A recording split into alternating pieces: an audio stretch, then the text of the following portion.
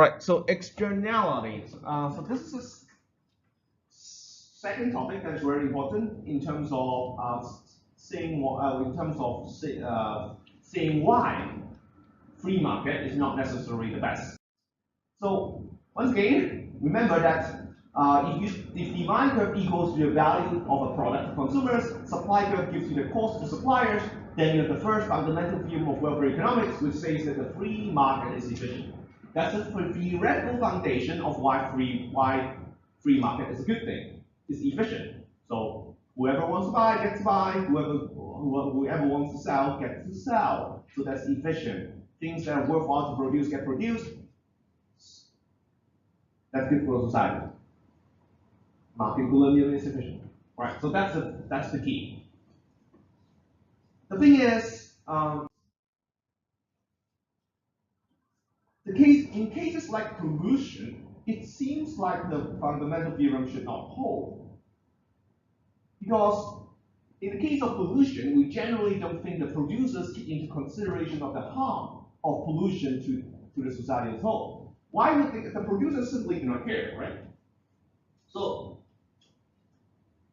if you think about cases like that, then what the seller cares about is how much it costs itself to produce something.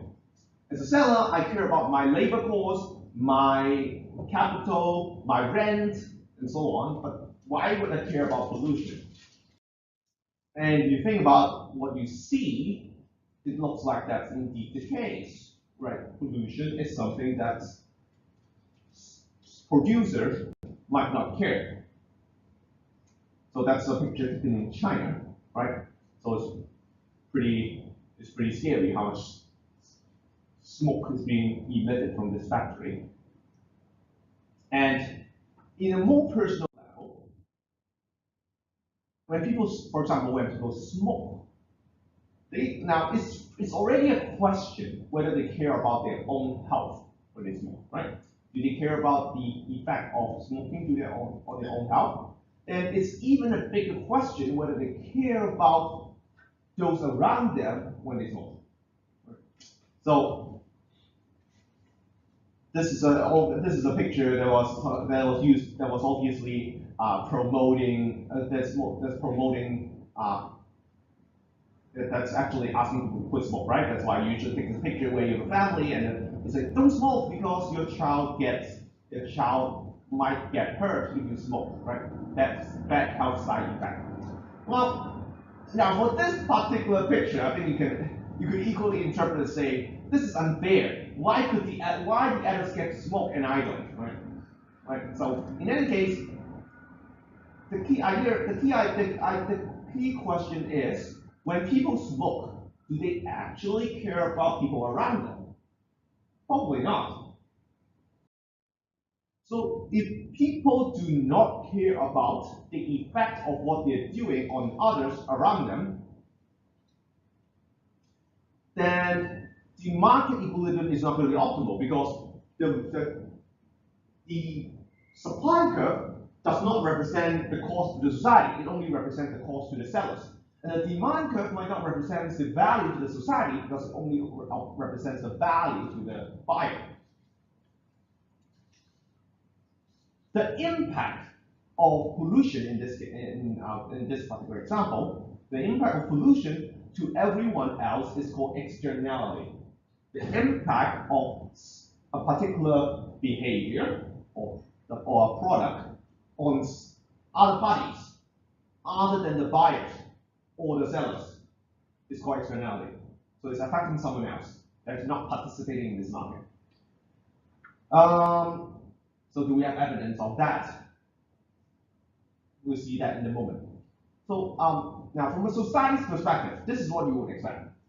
In the case of pollution, there's a cost to the seller, and there's a higher cost to the society because of pollution. So from a society's perspective, you actually want less output than the free market would result in, because the free market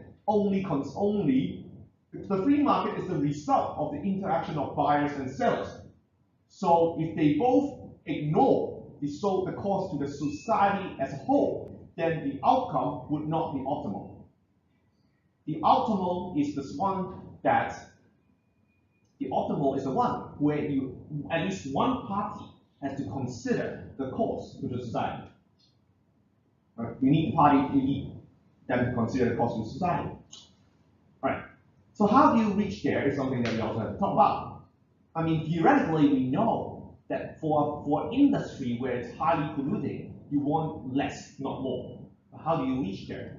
So in the case where you think that the buyers are overestimating the benefit, what you would think it's optimal is instead a case where you have a lower demand. You have a lower demand that represents the lower demand that represents the lower benefit, and the optimal amount of consumption should be lower. Right, so that's what you expect. And do we have evidence that people actually overestimate the benefit of drugs and smoking? Right.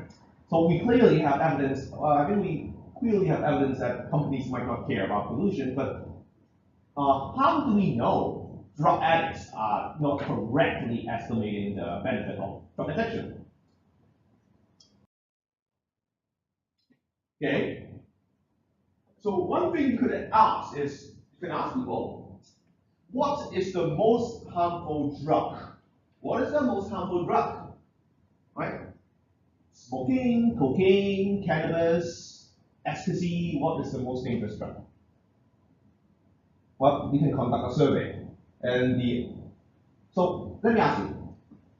If I ask you, what's the most harmful type of drug abuse? What would you say? To the society. No, to the society.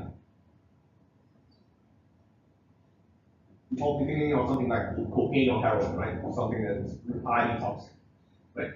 Well,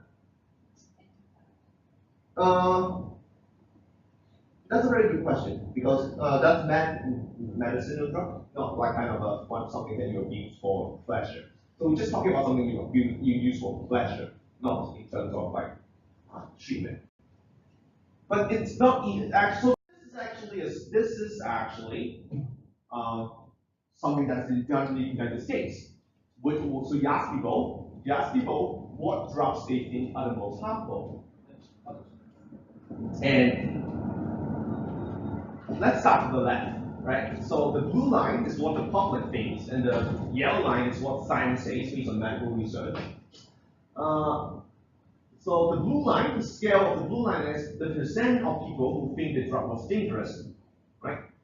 Okay. So and right is just a harm scale that's normalized across different studies. So let's see what people think. The blue line, right? So most people think that heroin and cocaine are very dangerous. Okay. So most people think that heroin and cocaine are very dangerous. Science also think that it's quite dangerous. As you can see that the yellow line is actually quite high. So in that sense, there seems to be agreement. Interestingly, most people also think that ecstasy and LSD are also very dangerous, when science would say they're not very dangerous. So these are amphetamines, I think, right? These are basically what we consider recreational drugs. They have side effects, but they don't kill you, right? So in that sense, it's not very dangerous. There's not as much danger from overdosing, and the effects seem to be relatively short term. So that's why science says it's not very dangerous. But people think that they are very dangerous, right? It's not that different from cocaine, right? To most people, ecstasy and LSD are almost as dangerous as cocaine. Right, next, tobacco, right? Tobacco.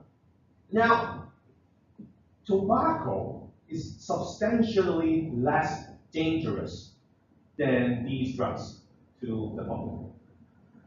Yet science would say it's actually more dangerous than ecstasy.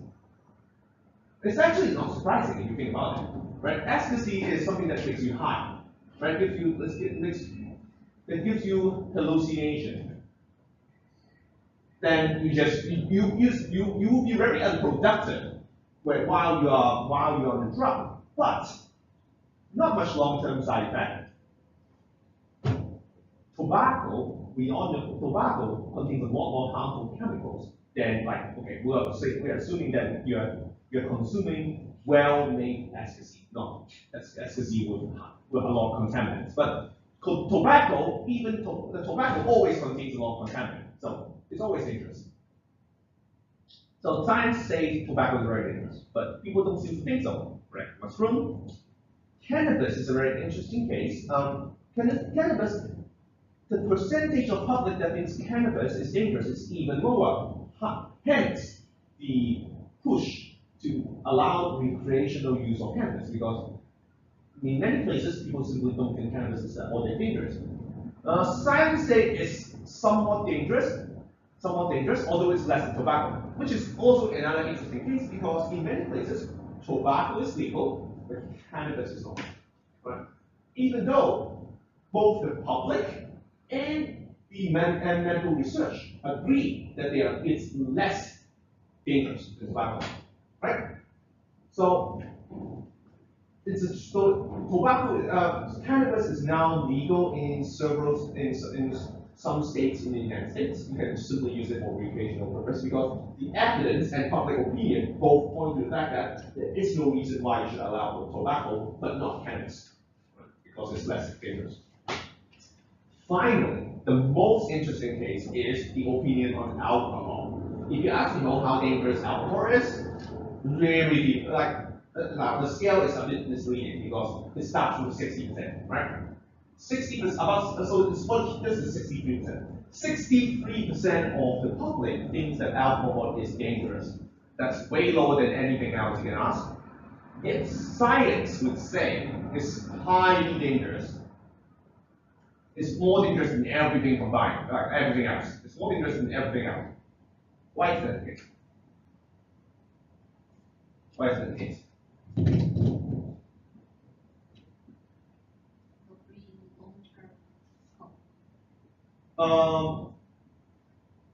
Well, I don't think it's not. I would say it's not because I think that it's not because it's not just because of the health effect, right?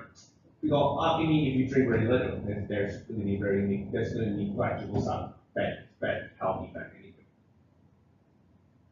The key is the fact that how many people abuse alcohol. If there's one thing, because if you include alcohol as a drug, then the alcohol abuse would be way more common than any of these, right? Alcohol abuse is way more common. If you consider the cost of alcohol, the consequence of alcoholic abuse, car accident, household violence, then alcohol is way more dangerous than all these combined. Because none of these would lead to substantial amount of accidents and abuse. After all, the number of people who have heroin and cocaine are relatively minor, right? And tobacco doesn't make you hit people or drive under influence, right? But alcohol does. If you drink alcohol, you can't drive. You shouldn't drive. If you drink alcohol, you are more likely to have bad temper. So alcohol, for that reason, has much worse social costs than all the others because of how many people abuse alcohol. So there is a distinction between what science thinks and what people think. And so this is one piece of evidence that it's not that people might not know the true cost of doing something. Right? If people know the true cost, then it seems like the demand for alcohol would be a lot lower, since you know that it's not something you should do. Right. So that's what it is. From the society's perspective, you don't want people to consume that much of harmful substance. Okay. So externality is as I said, is the uncompensated impact of one person's action on the well-being of others. I did something that hurts you, and I don't care. That's externality. Now notice that it doesn't say anything about whether the impact is positive or negative, because it could be both. It could be either. Negative externality is something we talk about more, where the impact is negative. I hurt you. But there are also actions that could be positive. What I do benefits you, but I don't care. So that's also externality. So it could go both ways. But in either case, it's a market failure because if the action of the buyers and the sellers affect others outside of the market, if they don't care, then the market mechanism cannot maximize the social welfare. Market can only maximize the welfare of market participants. That's something you have to remember. Market mechanism can only maximize the welfare of the market participants. It cannot, on its own, maximize social welfare if social welfare is not the same as the welfare of the market participant. So this is something that you have to think about. I'd say in Hong Kong at least, very often you hear people say that economics is just economists are just they're just always thinking about the free market, like they think the market can do everything, and they don't consider a lot of other things that would affect social welfare. That's not true, because in economics we do have the topic on externality, which is a very important topic. We do recognize that there are many cases where the market wouldn't maximize social welfare. Market mechanism can only maximize the welfare of market participants. Right.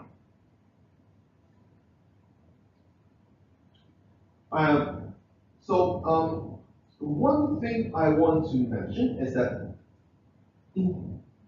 when there's a divergence between social welfare and the welfare of market participants, competition often makes things worse. Now, up to now, we usually say competition is a good thing. Competition makes prices lower, so it usually makes the market more efficient. This is not necessarily the case in externality, right? Think about pollution. When you have pollution,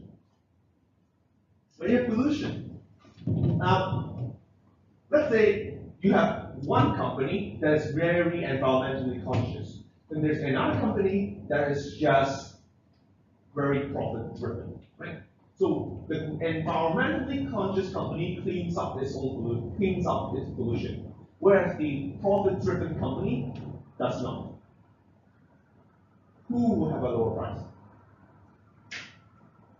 Clearly the one that doesn't clean up, right? Cleaning up pollution is usually very expensive. So a company that actually install necessary equipment to clean up its pollution would have a higher cost. In the market, under competition, it's very likely the company that doesn't care about pollution would be the one that actually gets more business because there's lower cost. Think about it. When you buy something, when you buy a product, how often do you actually check whether a company is environmentally conscious or not? How often do you do that? Particularly on marketplace like Taobao, who would actually even care about how environmentally conscious a Taobao seller is, right? So there is this story about how during peak season in Taobao, a lot of extra waste is generated because buyers actually prefer sellers that use more packaging. Right? When buying on Taobao, buyers actually prefer sellers with more packaging, which is very environmentally unfriendly because the packaging is hard to recycle. So competition actually makes things worse. Taobao sellers are forced to use more packaging because buyers prefer packaging. The competition makes things worse.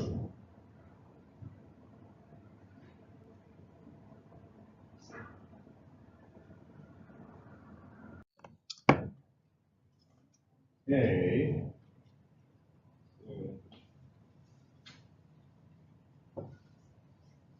Right, so let me look at some examples of negative externality.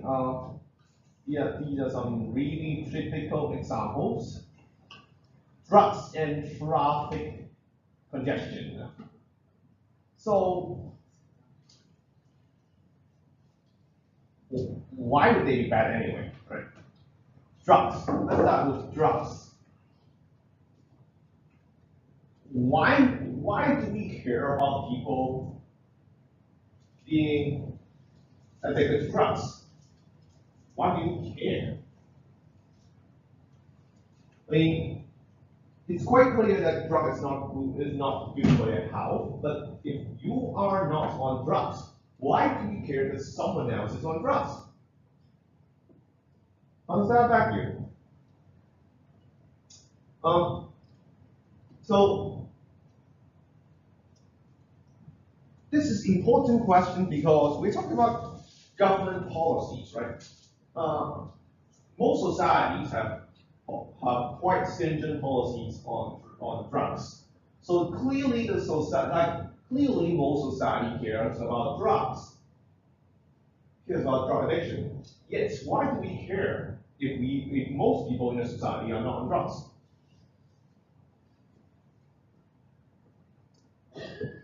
Well, let's think about it. If we are in a society which does not care, which actually doesn't care about drug addiction, right? And so you have central, you have quite a number of people being addicted to drugs. First, so these people would very likely be unproductive, right? Unproductive. So it's a loss in manpower from the society's perspective. Okay, so that's one problem, but another problem is if we're talking about drugs which could lead to severe consequences when overdosed, if a drug addict actually drop on the street, what is the society going to do? Now, it's one thing not to care about drug addiction. Well, it's another thing not to care about someone when they drop on the street, right? If a drug addict actually just if a drug addict needs medical attention, is the society prepared to not lend a hand? I think most societies would think that's going too far. Right? Most societies would still take a drug addict to a hospital when that happens, which means someone has to pay the cost of healthcare. So not caring about drug addiction might mean higher healthcare costs in the future, and that's something that you might care about. After all, the healthcare costs of drug addicts would very likely come from taxpayers' money. So, and as a healthy individual, you would need to pay tax. So even if from a very selfish perspective, you might care about drug addiction simply because you don't want to bear the consequences of paying for the healthcare of drug addicts. So next, traffic congestion. There are two reasons why you don't want traffic congestion. One is the pollution, as you can see, and the other is the fact that there's congestion from having many cars. So both are reasons why you don't want too many cars. Pollution is bad, and congestion slows everyone down. So how does the Hong Kong government try to correct for this? In some sense, in the case of drug addiction, I think the policy is quite common across the world. In the case of controlling cars, I think Hong Kong is actually relatively extreme. So drug addiction is it legal? No, right? It's pretty much illegal anyway. So buying and selling drugs like cocaine and heroin would typically be illegal in anywhere. So that's one. Purchase and sell is illegal. Another one is, well, if someone becomes addicted, do you just leave them alone? No. In Hong Kong, we have government rehabilitation service provided to drug addicts. So we try to help people to become clean, right? Get off the drug. So that's what Hong Kong does. So that's pretty common, as I said, everywhere. You try to make it hard to buy drugs, and you help people get off drugs. In terms of controlling costs, Hong Kong is quite extreme.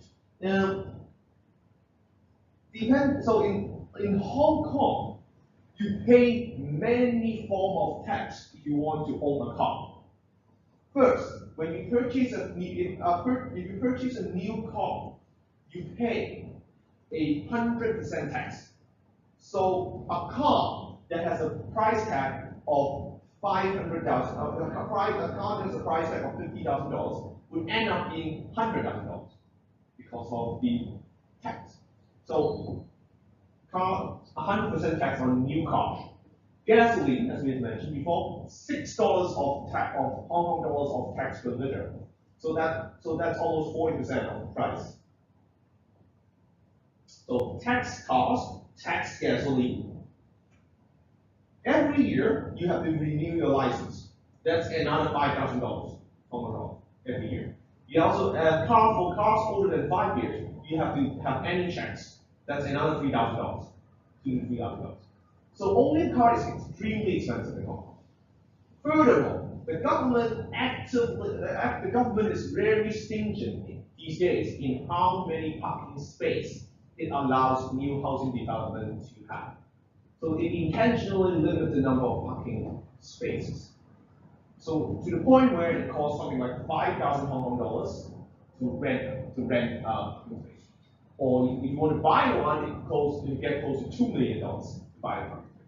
Right? So the government tries many methods in limiting the number of cars, make it very expensive to drive.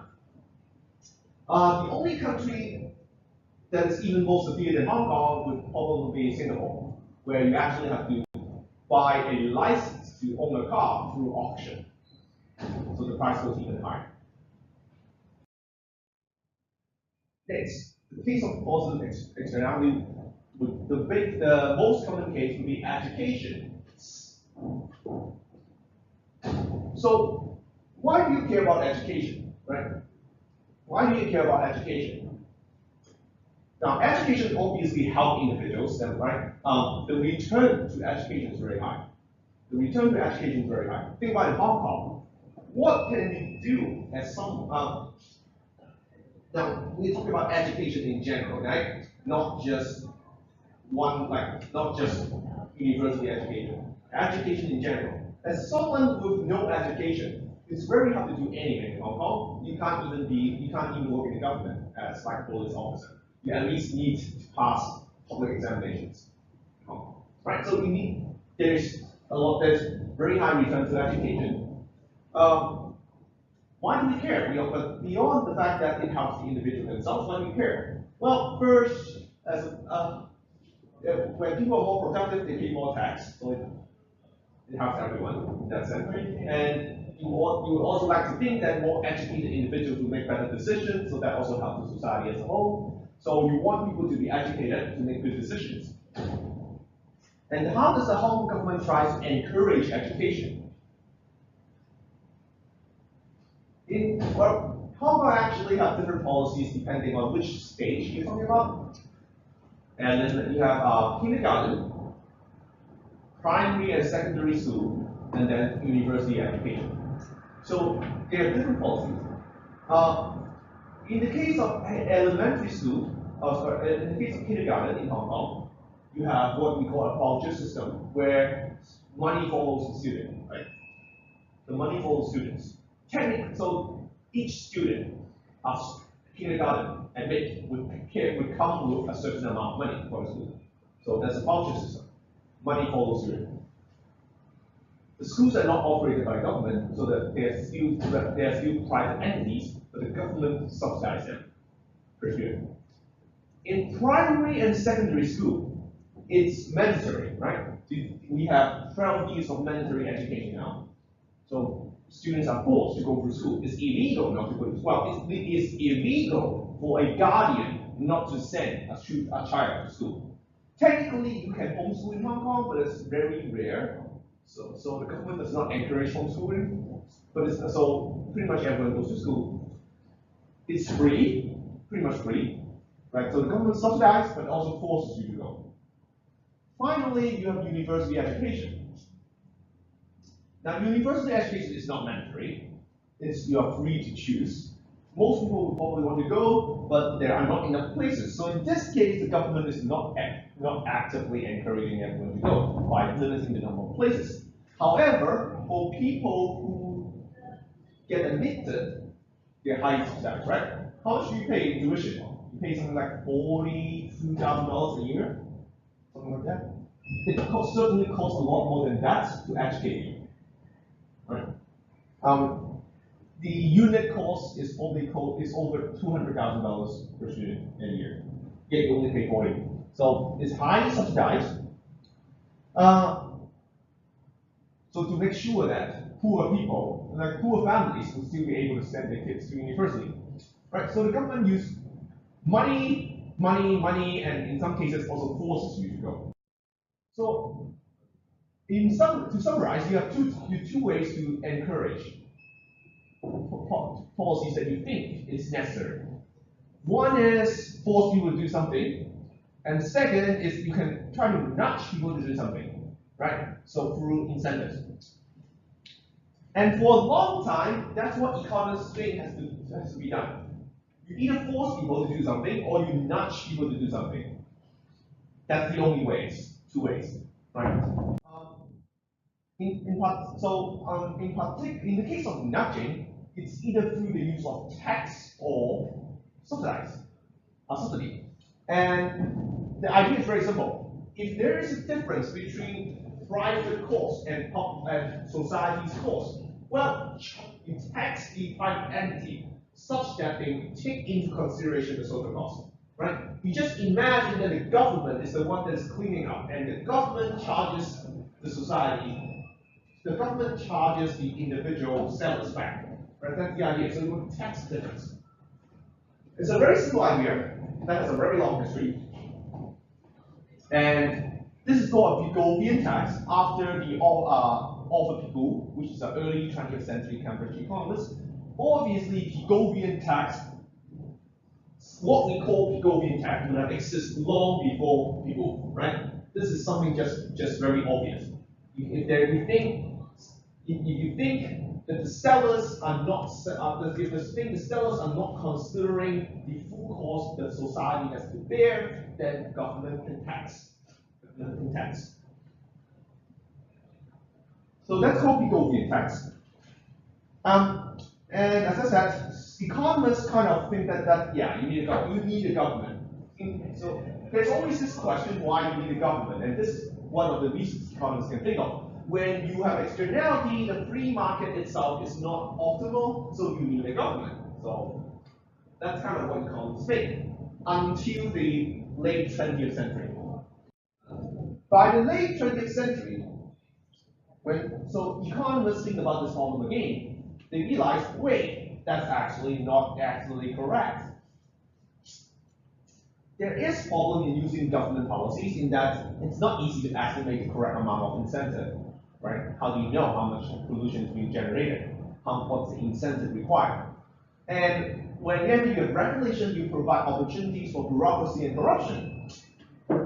So towards the end of the 20th century, people start thinking about, wait, is it really true that the market cannot solve the problem of pollution and similar externality issues? When I hurt you and I don't care, is it true that we need the government to step in? Why can't we sort them? Why can't we sort out the issue like between ourselves? If I hurt you and I don't care, why don't you make me care? right? Why do we need the government? Why don't you make me care? So the idea is that interested parties can enter into a contract to internalize an externality. So in other words, as I said, make me care. You can make me care. How? Now consider this example, right? This is a very simple example. Like, let's say there's a factory. The factory needs the environment. If the factory operates, the factory owner makes money, and the residents are not very healthy. Right? So the factory owner gets 100 units of benefit, the residents gets 50. That's 50 some money, right? If the factory is shut down, residents becomes a lot healthier, so they get 150 in terms of benefit. The factory owners only get 30 because the factory is not operating. So that's a very simple example. Right. So as I said, so in this example, when the factory operates, the factory owner earns money, but the residents suffer. If the factory is not operating, the residents are healthy, so the residents have a lot higher benefit, but the factory owner gets less. The difference is set up such that the factory owner loses 70 when the factory stops operating, but the residents gain 100, resulting in a total that is higher when the factory is not operating. So it's efficient from the society's perspective for the factory not to operate. Well, if the residents can decide whether the factory can operate or not, clearly the residents will say no, even if they're completely selfish. For just out of selfishness, the residents would say it's not a good idea. We want to be healthy. We get a lot more. And there's nothing the factory owner can use to convince the residents, because the residents stands to gain more than the loss of the factory owner. So the factory owner so the efficient outcome is what the residents would decide out of private interest, because they get a lot of benefit from being healthy. But what if the factory gets to decide? This is the case when economists used to think that you need a government. You need a government to stop factory owners from operating. Don't give them a permit. Stop pollution by regulation. Well, if you think about this problem, theoretically, if it's really true that the residents stand to gain more than what the factory owner stand to lose, the residents could pay the factory not to operate. If we stand to gain 150, if we stand to gain 150, sorry, if we stand to gain 100, well, we are at least as good as before if the residents pay the factory owner 100, up to 100, not to operate. Since the factory owner stands to lose only 70, any amount between 70 and 100, right? Any amount between 70 and 100 would make both parties better off. So if the residents pay the factory owner 80, then the factory owner would be better off than operating, and the residents would be better than if the factory is operating. So theoretically, if this is actually the efficient outcome, the residents can pay the factory owner not to operate. Now, if you present the numbers like these, it seems very obvious. Somehow it takes economists all the way up to the late 20th centuries to realize this is the case. Before that, they think that you need the government. But actually, theoretically, you don't. Theoretically, the residents can pay the factory not to operate. Now, I think the reason why this is not something economists have considered before is not because they are not smart enough, but because that it's not very common that this actually happens, right? How often do you actually see residents paying factories not to operate? It's not very common.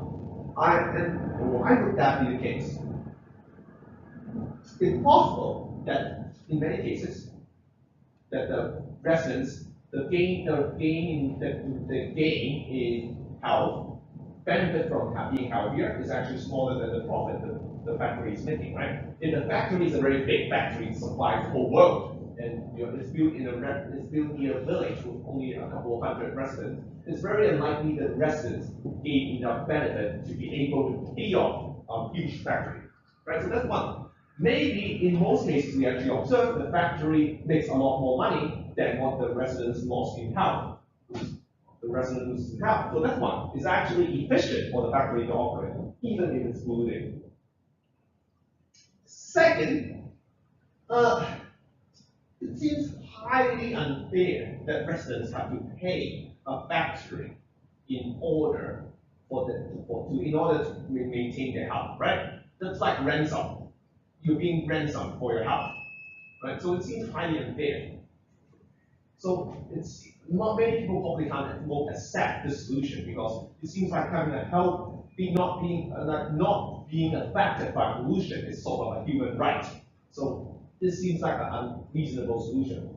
And perhaps this becomes a topic only when economists start taking the idea of rationality and self-interest really seriously, right? People are really selfish, like they're really rational, so they should be willing to do this. Maybe that's also the reason that this idea comes up so late. So this idea is attributed to Ronald Coase, and so we have the Coase theorem. The idea is that no matter who has the right to do something, no matter who has the right to permit the operation of factory, the efficient outcome can always be reached through negotiation. It might be unfair, but theoretically it's possible. The only difficulty you face is that negotiation might be costly, right? So the neoclassical Coase theorem that is attributed to Ronald Coase, who won the Nobel Prize for his work in this area. He's a University of Chicago economist. The initial allocation of property right does not matter if transaction cost is zero. So if the transaction cost refers to the cost of dealing with each other, right? So for example, in the case of negotiation, you have to pay lawyer. It also includes the cost in terms of difficulty in negotiation. So it's easy to negotiate, right? If it's free for us to negotiate, then it's true that it should be quite easy for us to come up with some sort of middle ground where we are both better off. If we can negotiate, it should be both better off.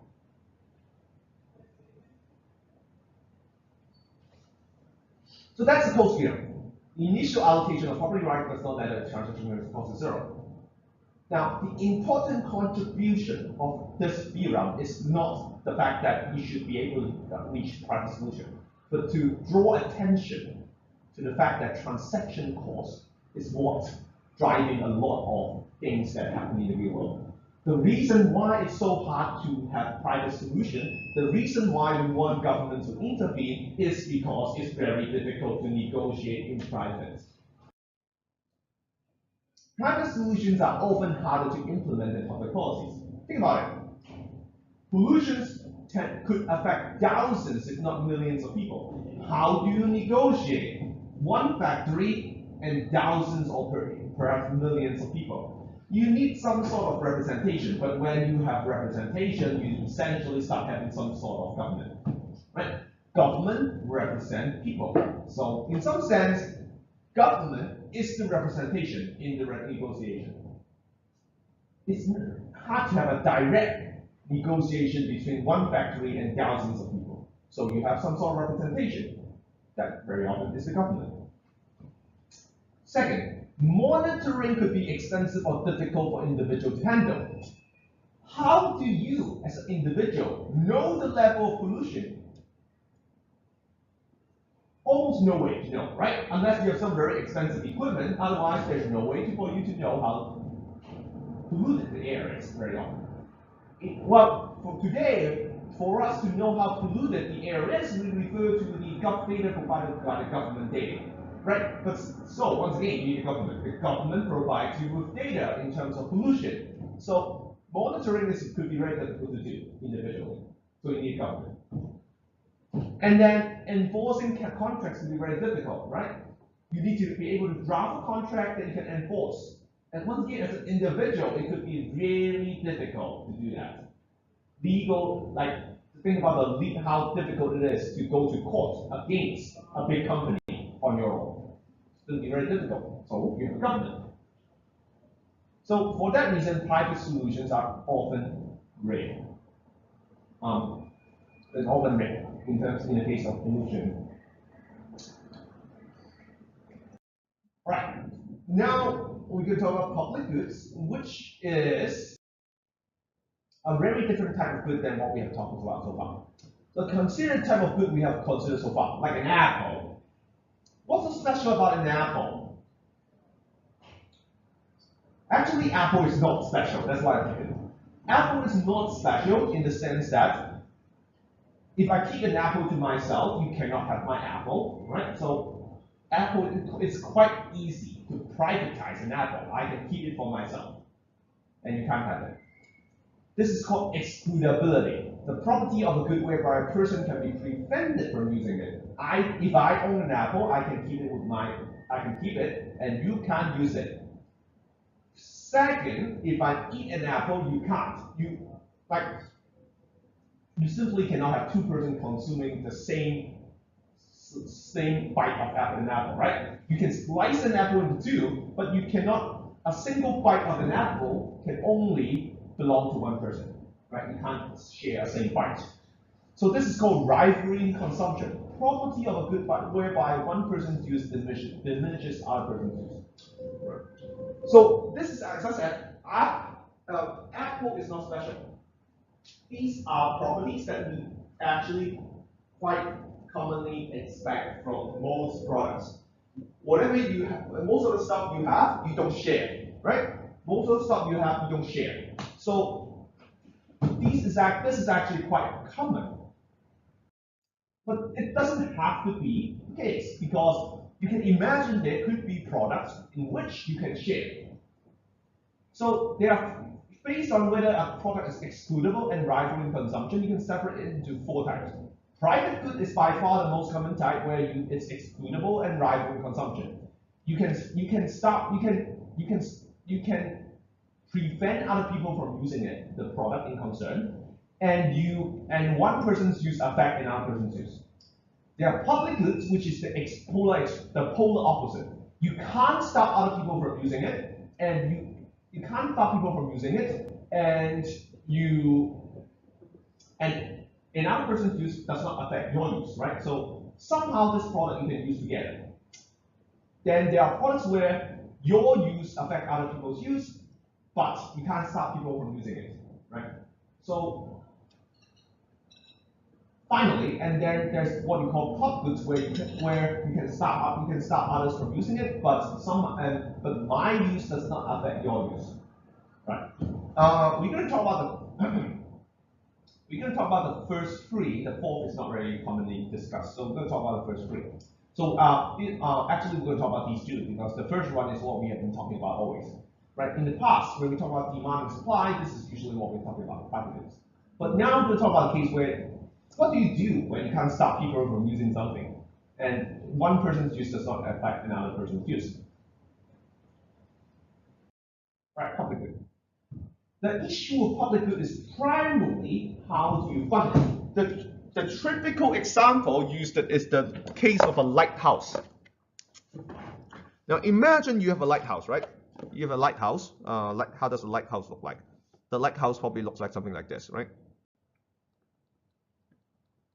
You have a lighthouse. Lighthouse sit on a rock, or it's close to an ocean, right? Right, and lighthouse gives you light, clearly. And the light of the lighthouse guides ships, right? So that ships do not hit dangerous rocks or shore, right? So lighthouse guides ships. The guidance provided a lighthouse is non-rivalry, because as long as the light is on, any number of ships can use it, right? The light is not exclusive, so the light can be shared by multiple ships. So that's non-rival in consumption. Furthermore, unlike unlike a toll road, right? Like crossing a tunnel, ships do not pass through. The ships could easily use the guidance without paying, right? The light can be seen many miles away. Ships can be using the guidance of the lighthouse without ever coming close to the lighthouse. So it's how do you actually so if you cannot charge ships for the guidance, how do you maintain a lighthouse? Who pays for a lighthouse? Right? You need someone to man it. You need to use electricity or fuel to turn on the lights. Someone has to pay the cost, but the ships are not the one to do that, it seems. So what do you do? So we come back to this question in a moment. First, we consider a case where, well, maybe the government can pay for it, right? So now, what you need to consider is, first, it's non-rivalry, so marginal cost is zero. There is no cost in serving an additional ship. There is no cost in serving an additional ship. So the additional cost is zero. Serving one ship is the same as serving 100 ships. You need to turn on the lights. It's non-excludable, so you cannot prevent ships from using it without paying. What do you do? This is called free rider problem. Without the government, right? So it's called free rider problem because you can imagine a case where you have like free riding is like as in you want to ride your friend's car for free. The problem with free rider is if everyone tries to free ride and wait for someone else to pay, the public good might not be provided at all, even if this provision is sufficient. Because if everyone wants someone else to pay, then no one is going to pay, and the public good might not be provided.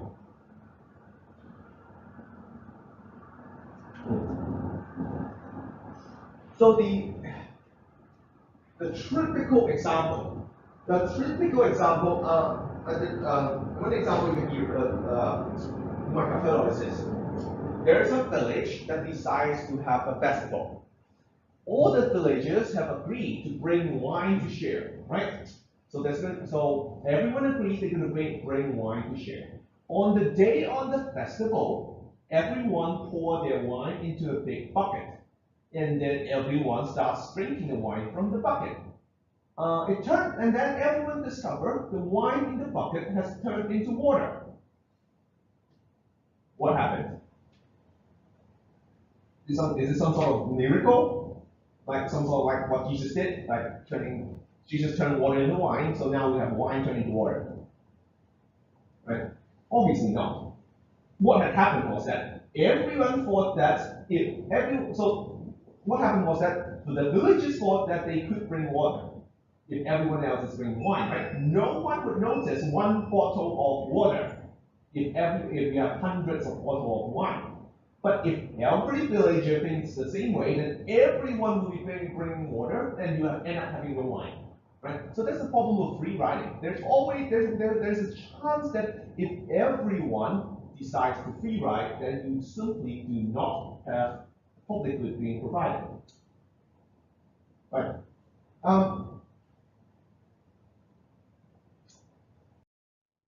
You can actually go through a logic and see that it's actually the public good is actually harder to provide if it's cheap. Let's see, how much time do I have? Yeah, for time reasons, I think that we're not going to go through that. But you can imagine that. So when things are expensive, it's very hard to free ride, right? If the task at hand requires the cooperation of everyone in order to succeed, then there is no free riding. If I give you a group project that requires each of you to do a part, then there is no free riding because each of you have your own part. But if I give you a group project that can be completed by a single person, then there's good chance that in the end only one person will be doing all the work. So free riding is possible when it's easy to free ride. If one person can do everything, then you might have free riding. If you actually need everyone to participate, then there will be no free riding, because if someone free ride, that's the same as saying it's going to fail. So we can actually quite easily show that uh, there will be more free riding when the public good is cheap. Yes, but the actual we will not be testing the actual map, so that's fine. So what do you do? One thing is you can have government, right? Or teacher, right? The teacher say, okay, so it's 3 students per group. You do part A, he do part B, she do part C. No free riding, right? So that's one thing you can do. So the government, so if the government has decided that it's actually beneficial for the public good to be provided, then what you can do? In this, like let's say you have 3 people, right? One is willing to pay 50, one is willing to pay 40, one is willing to pay 30. The public good is 60. Divide to charge everyone $20 tax. Problem solved, right?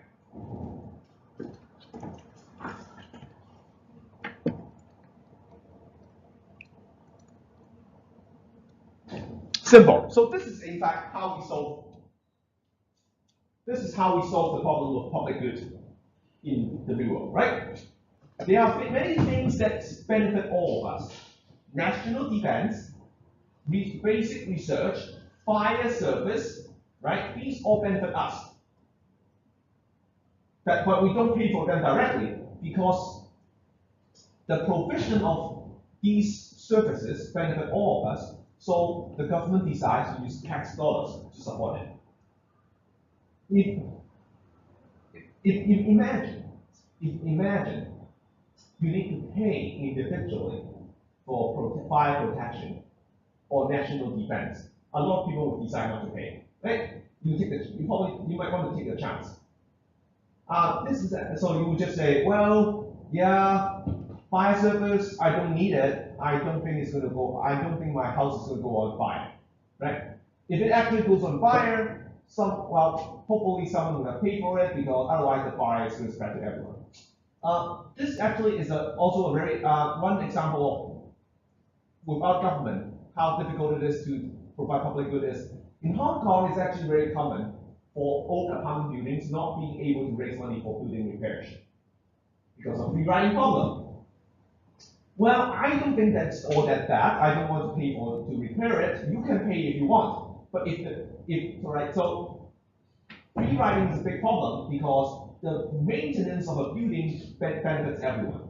The maintenance of a building benefits everyone, but it's not easy to force everyone to pay up. Right. So the government has regulations that allows a building to force people to pay if necessary. So government can come in and say, well, tough luck. Each of you pay 20, and then the public good will be funded. Spread the cost. Unfortunately, in some cases, it's difficult to spread the cost. For example, in the case of an incinerator. In Hong Kong, we don't have an incinerator. There is an agreement. There has long been an agreement that we need an incinerator, because Hong Kong currently just relies on landfill, and land is very expensive in Hong Kong. So there's an agreement that we do need an incinerator. The problem is where to build it. One single incinerator can serve the whole city, but no one wants an incinerator near you, right? And it's impossible to split an incinerator. An incinerator is an incinerator. So this is a problem that we haven't been able to solve. So there is still no incinerator in Hong Kong. Well, no one wants it, right?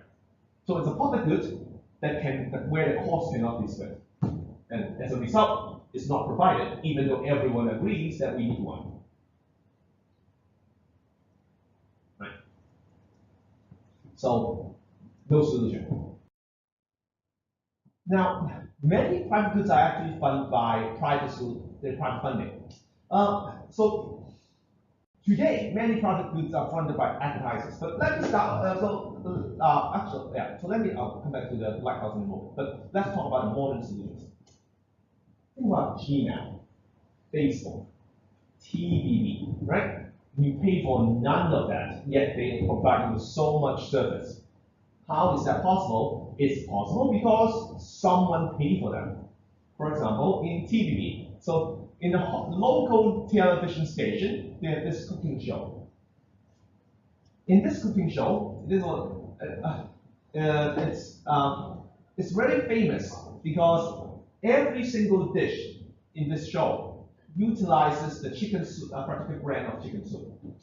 Why does every dish has to use this particular brand of chicken soup? Is it particularly tasty? No, because this brand paid for the show. So they literally use the chicken soup in every single dish, right?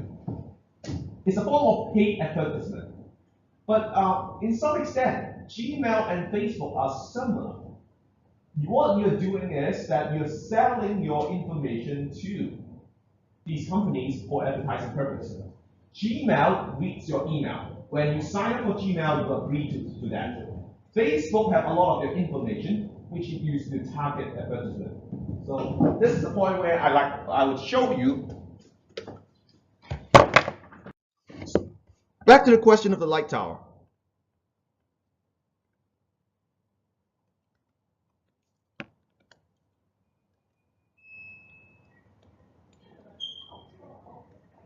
Right?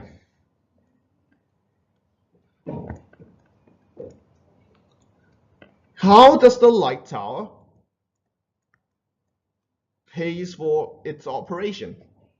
Like, how does the light tower pays for its operation? When no ships would actually stop and pay. Well, it turns out, first, there are government-operated light towers, clearly, that's one solution. But there are other solutions too. Light towers are not built in the middle of nowhere. Light towers are typically built near places where there are people who live there, right? So it's actually, light towers are very often, there are towns near light tower. And so one solution that happens is that near the light tower is actually built near a town where there is a harbor. So there's a town here.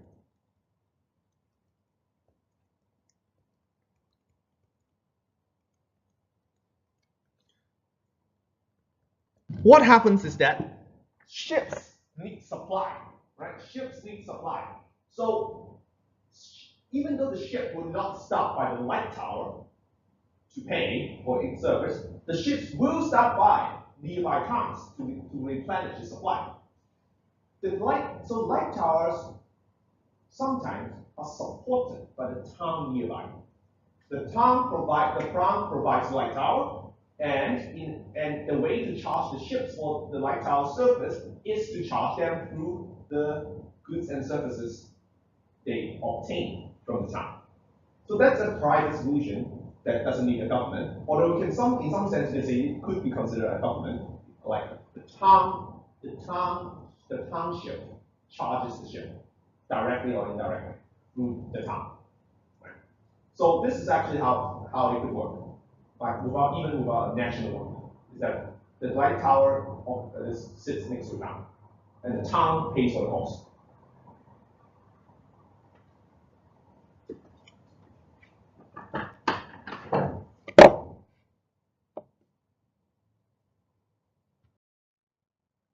Finally, we have the case where we talk about fishery, right? So you can talk about the case of Northwest cod fishery. So codfish, this is codfish. It's very common fish for Western dishes. So there used to be a lot of codfish near the Canadian coast, but they are basically all dead. Why? Well, now so cod fishery actually is a very long history. Fishery is something that's probably as old as human race. So the reason why cod fishery has declined, actually is almost non-existent today, is because fishing has gone from what you imagine in Moby Dick, right, where you have like two guys driving a tiny boat out and catch fish with a net, to what we have today. modern fishing is done with trawlers. So these huge ships, so these are fishing boats. They have really long nets that extends for kilometers, and so the nets are lowered to the bottom of the ocean, and it drags along anything that comes in. It comes into contact from the bottom of the ocean to the top. It's very efficient way of fishing. You can imagine, right? It's a kilometer-long net, but it's also very highly damaging to the environment because it's non-discriminating in what it catches up. So in the case of the Atlantic Northwest cod fishery, it has, as I said, it's a very old industry. It exists for probably as long as the continent has been inhabited. And due to technological improvement and mismanagement, cod were increasingly overfished. So here's a diagram of what happened. So the record goes back to the 1850s. This is the ton caught every year. So you can see that there's a gradual increase throughout the years, but the increase is quite gradual. Right? It's not like a huge increase, it's not some sudden increase until the 1960s. In 1960, there's an enormous increase in catch in a really short amount of time, and followed by an equally steep drop afterwards. So what had allowed fishing to become so much more efficient in a short amount of time? What technologies come into play? Well, it's somewhere around 1960. So it has to do with technologies invented like somewhere around 1940s and 1950s that becomes popular, that becomes common among civilian use.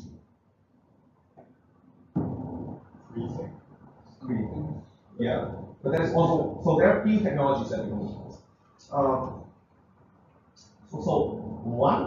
some is concerns how you can catch fish, right? And like freeze them, shock them, and so on. But there's one very important is also another thing that's very important: how to find fish. Once upon a time, finding fish is a matter of experience, right? Think about it, you read the Bible, right? It's very hard to fish, and Jesus is so special in that he can just point in that there will be fish. So finding fish is something that takes a lot of experience and skill. Until there's something called sonar. With sonar, you know where fish are, right? You just need to send sound wave through the ocean. So in the 1960s, technologies like sonar becomes commonly used because sonar is something that's invented in the Second World War for military use, and then becomes commonly for civilian uses. In any case, technologies like that would make it very easy to catch a lot of fish, and that's reflected in the rising catch. The problem is, it turns out this is unsustainable. Not only are you catching adult fish, you're also catching small fish. At the end of 1960s, the fish stock has been completely used up, and there's a dramatic crash in catch in a very short duration of time. Right? Then there's a slight climb again, and then another crash. Right? So by 1992, cod fish stock has dropped to 1% of earlier levels, right? So we're talking about from the peak to the bottom. It's a very dramatic drop in 20 years. And the Canadian government imposed a moratorium on cod fishery, which is still in effect today. So this is an example of how destructive humans can be. Because we can actually destroy the whole population, a whole species of fish in just 20 years. 20 years. So how did this happen? How did this happen? You think about it.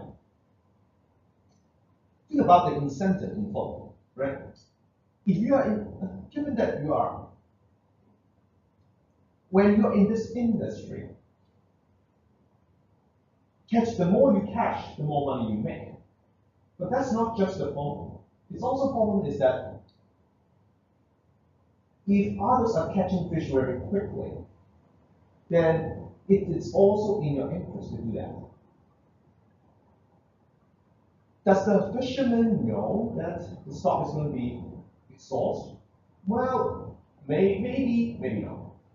But even if they know the stock is going to be exhausted, is it in the interest of individual fishermen to stop fishing? Right. This is like what happens when I bring students to lunch, right? So you bring students to Chinese restaurants, you order dim sum, right?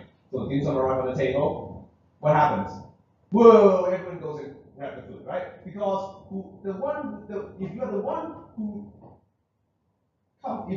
come the latest, there's nothing left for you, right? Because there's limited quantity on the table, and everyone wants some. The fact that there is limited quantity makes you want to move faster, not slower. Because you know if you move slow, there's nothing left for you. So even if the fisherman knew that the fish stock is going to be exhausted, it's not clear. It's in their interest to fish less, right? It could be in their interest to fish faster and catch before everyone else does. So that's actually a problem. So that's a general problem of what we call common resources, where you can't stop people from using the resource, but the resource is rival in consumption. So you can use, I can use, we can't stop anyone from using it, but my use affect your use, and your use affect my use, usually in a bad way. So, and that leads to the tragedy of the commons, which is a term that is, it's not an economics term, right? It's just a common term, which says that common resources are overused from a society standpoint. And it occurs because social and private incentive differ. From the society's point of view, it's quite clear that you don't want the fish stock to be exhausted. But from the individual perspective, it's not clear that an individual is in an individual's benefit to stop. Unilaterally stop fishing. So when I catch more, it makes it harder for others to catch. And this is actually an externality. When I fish, I make it harder for you to fish because I'm catching the fish and I'm catching fish that you could have caught. So it's a negative externality. But I don't care. I only care about my income, and you maybe only care about your income. So we both compete to catch more fish.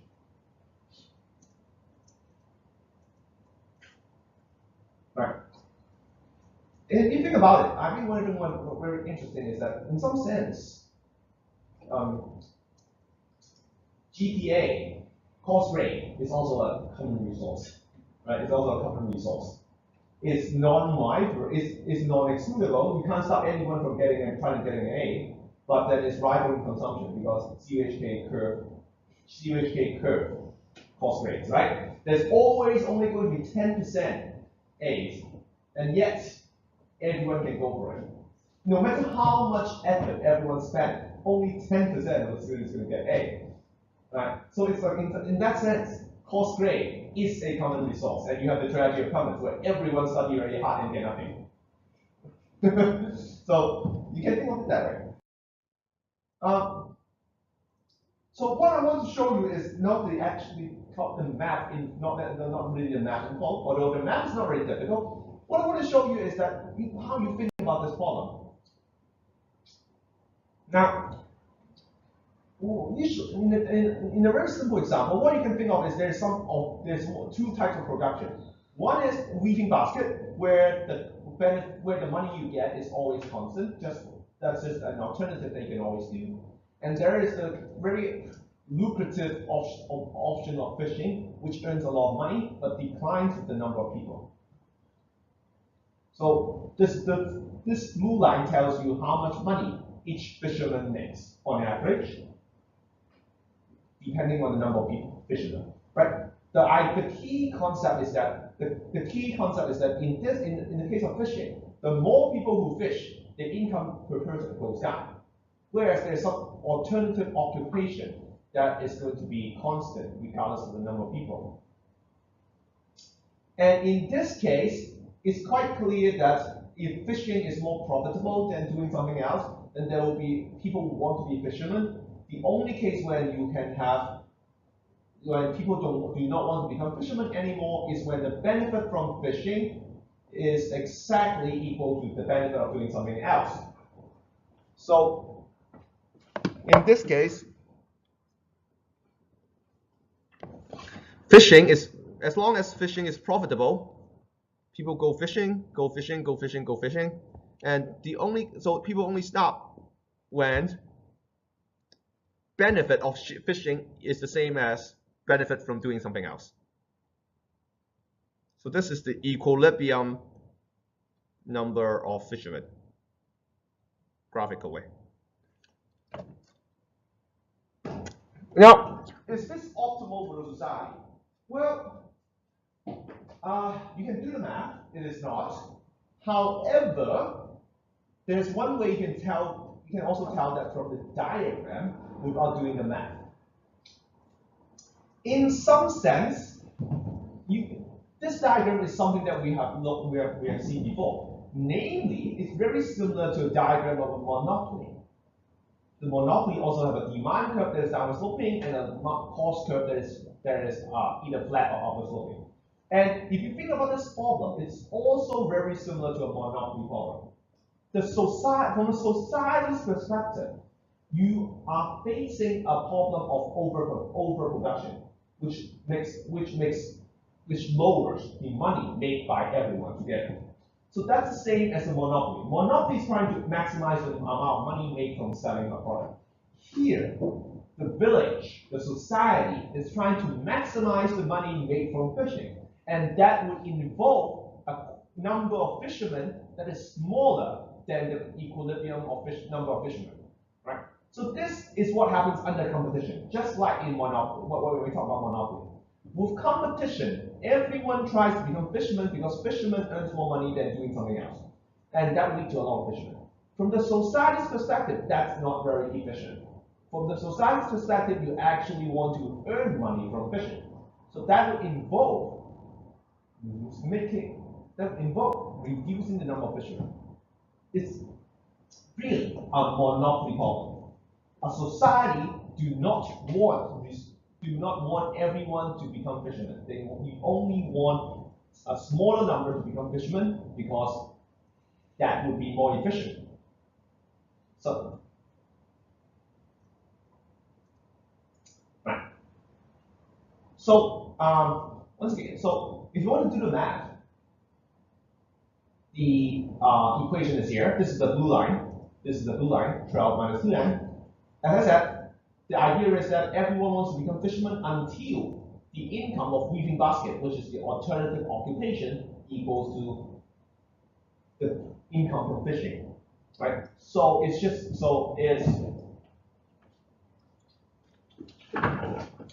the alternative income is 2. What you need is I equals to 2, which leads to 12 minus 2n equals to 2, which leads to n equals to 5, right? So there will be 5 fishermen. So it's a very simple concept, just the intersection of 2 lines. And you can show that 5 fishermen is a pretty bad idea because 5 fishermen, if you calculate,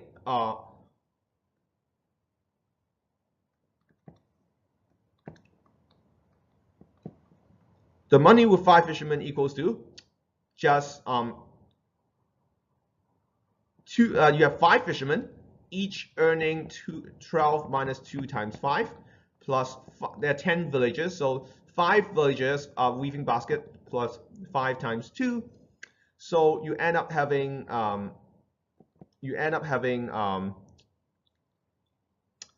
just 20, right? But if you have only 3 fishermen, then you have 3 times 12 minus 2 times 3 plus 7 people weaving basket. So you end up actually having more. You end up having 18 plus 14, that's 32, right? Something like that. I hope I do the math correctly. Yeah, 6, 8, 18, 7, 2 is 14, yeah. Yeah, so it's right. So in this case, it's actually much better with fewer fishermen because the fishermen are competing with each other. So it's a pretty bad idea. This is the average income. So the average income keeps going down until a point that they're just all earning very little money. So you can do the math, but the diagram shows you why. Just everyone, you have many people competing, at the end, everyone is earning very little. So you don't want that. Instead, well, you want to limit the number of people. What can you do?